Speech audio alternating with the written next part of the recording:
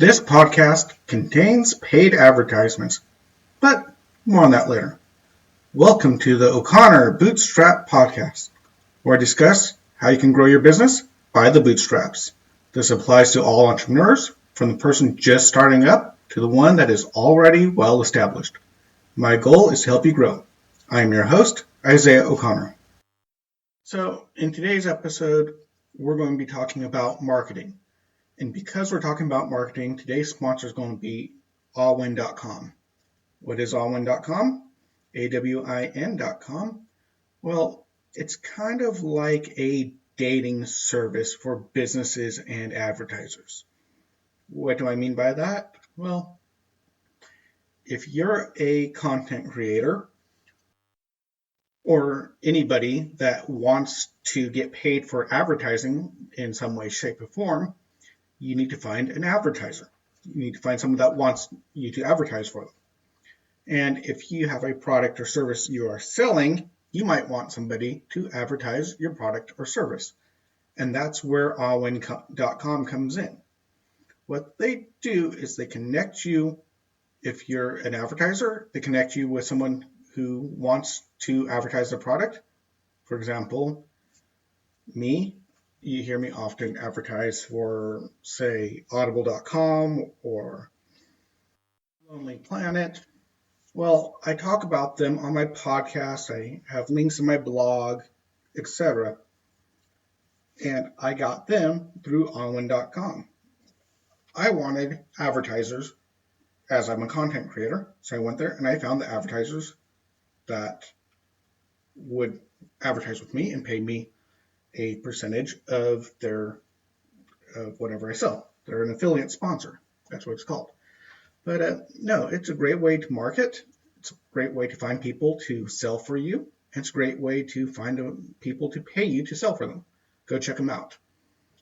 Now, today's podcast is going to be about marketing. And one thing that newbies tend to not realize, and even more experienced people quite often, and that is, how do they target the market? How are they choosing who they're marketing to? Quite often, people, for example, take out a newspaper ad and just say, hey, look at this great, cool product or service I have, and they publish it in the local paper and just hope to get people to buy. Yeah, that may get you a few customers, but it's not going to be that helpful. It's too bit of a broad stroke. Most of your products are going to be really useful and desirable for one corner of the market. For example, if you're selling a wedding dress, you're not going to want to put out an ad in a men's magazine. Men don't buy wedding dresses. Now that's a pretty obvious, very clear example. A little bit to the extreme. I do that on purpose to make a point. But people do that type of thing all the time, where they're marketing their product or service to an audience that doesn't want it. Now, yeah, sometimes it's more nuanced, and that's what you need to do. That's why you need good market research. You got to figure out where your market is, who your target market is, who's buying your stuff, all that good stuff. That's very important. Now, another thing people mistake is who's the audience, the price range of who you're targeting.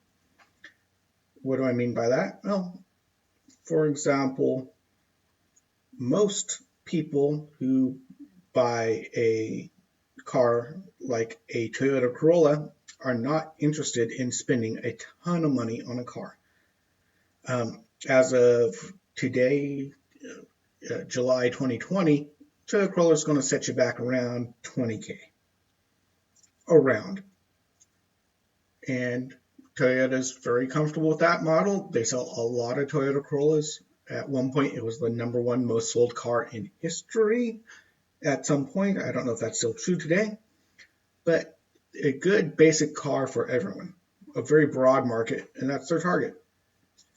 Now, if you're a really wealthy guy who likes status and wants a status symbol of a car, you're not going to want a Toyota Corolla. You're going to want to go towards Ferrari, Porsche, Lamborghini. These are really expensive cars, and they're targeting the really rich people. Toyota targets the middle-class guy, and these other car companies target rich people. Now, you're not likely to see a Porsche designed and made and created for the Corolla market. You're probably not going to see that, nor are you going to see Toyota release a Corolla in the Porsche market. Toyota actually owns Lexus, and that's how they compete with the luxury car market. It's a different market. And there's something there as well. If your business expands big enough, you might branch out and create a separate division to target a separate market for your product, maybe a higher end market by a higher end division. So there's a thought there. And another thing people really fail when it comes to marketing is marketing the decision maker. And one thing I learned in sales, you have to try to figure out who the person holding the purse strings was, and they're the ones you have to convince. Maybe. Or the person that convinces the person that holds the purse strings. Now, here's an example, and this is borderline, I don't know, ethical problems perhaps, but maybe not. I don't know. Cereal companies who market kids cereal, Fruit Loops, Cocoa Puffs, whatever, their target market are children. And so they make commercials for children, cartoons for children's. Adults look at the cartoon commercials and go, oh, this is stupid. I don't care. But then the kid gets to the store, mommy, mommy, mommy, mommy, mommy, mommy, mommy, mommy, mommy, mommy, mommy, mommy, mommy. And you're like, what? I want this cereal. No. But mommy, mommy, mommy, mommy, mommy. Okay, fine. I'll get the cereal. See, that's kind of the decision maker is more often than not, the children buying the cereal who drive their parents nuts to get it. I know, I have kids. It's happened with me. And just ever so often we cave and say, okay, fine, you can do it this one time, and then we wait about 3 or 4 months before we buy them another box. But that's just us. But that's the point. If you have a children's cereal, you're not creating ads for adults to go buy the children's cereal. You're creating a children's ad for children to go buy the ad. That's how that works. The children are the real decision makers. If you're marketing wedding supplies, usually it's the bride that's the decision maker, not the husband. Couple gets married, it's usually the women that show up to decide what they're planning for the wedding. How do I know? Well, I do wedding shows. I've done weddings and decorations for weddings. And I did a wedding show, and there's about 500 people there, paid to go to the show. And I was sitting there, and they asked, so how many of you are the fiancés that are coming? How many of you are the man,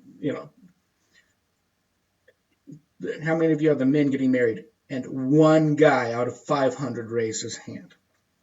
Yeah, wedding shows are primarily attended by the women who are making the decision on what they're purchasing for the wedding. They are the buyers. They are the person you want to market to if you're doing weddings. They're the decision makers. The man might even have the money. The parents might even have the money. But it's the wife, the woman, the bride, who is the person who makes the end decision. Anyway, just some thoughts about marketing. That when you're going to market, you got to know who your market is, who the decision makers are. Are you marketing a low-income market and you're trying to sell a lot of an item? Are you marketing towards the high-income market and you want to sell a few but expensive items? Who's the decision maker? Who holds the purse strings? Who controls the person that controls the purse strings? These are all things you need to think about when you approach marketing. Anyway, I will leave you with that. And speaking of marketing and doing a little research, again, I'm going to give this a couple of weeks, but I'm working on a podcast and a blog post on how to become a successful brick and mortar store in today's world. And I would love to hear back from you. Any ideas of how you could open up a brick and mortar store in today's age with coronavirus, with online everything, with drone delivery of everything? How can you compete against that? A lot of places have gone under, can't do it. But I think it's probably possible. I think there's ways to do it. And I think you have to add value and draw people in. So I would love to hear your thoughts. Come visit me. Come see me on my Facebook group, O'Connor Bootstrap Podcast Facebook group. Links in the description. Come check it out. Come interact with me. I'd love to hear you. Talk to you later. See you next time. Bye-bye. Remember to get your free half-hour consultation by using our contact page and the links below. If you found value in this content, please give us a 5-star rating on whichever podcast platform you use. It is very helpful if you share this with your friends. If you'd like to directly support this podcast, I have a few donation links in the description, or you can check out the show sponsors. You have been listening to the O'Connor Bootstrap Podcast, which is an Atheoz Business Solutions podcast. For our companion podcast, the Atheoz Business Podcast, which is hosted by Jason St. Clair. Our past episodes and related blogs, you can check out our website at www.atheoz.com, which is www.atheoz.com or atheoz.com. Remember, you can also check us out on the O'Connor Bootstrap Podcast Facebook group, where you can interact with me and other people who are bootstrappers and entrepreneurs. The link is in the description. Come check us out. I would love to interact with you. And until next time, I'm your friendly neighborhood entrepreneur, Isaiah O'Connor. See you later.